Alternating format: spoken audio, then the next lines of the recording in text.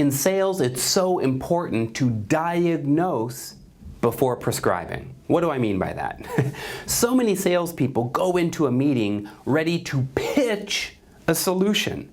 It's as though it doesn't matter what the customer wants or needs, they already have a product or service in mind that they want to sell.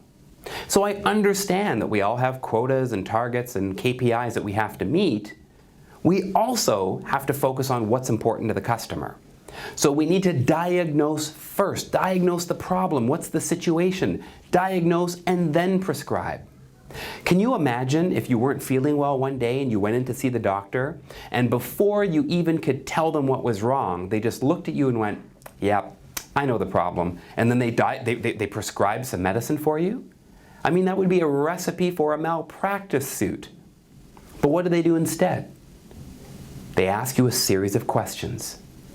How are you feeling? How long have you felt that way? Was it sudden or gradual? What have you done to try to feel better? Did that work? How many pills did you take? Do you have any allergies?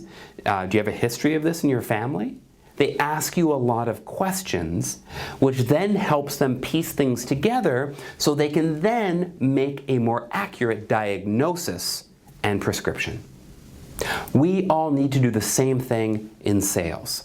So you do that by using some sort of a checklist or a diagnostic tool where you would have a series of questions or statements that you ask your customer to respond to. And that helps you identify how well they're doing. You're the benchmark, you're the gold standard, so you need to have a sense of where they need to be, and you use your diagnosis to find out where they are. Then you can prescribe the right solution. So remember, diagnose first and then prescribe.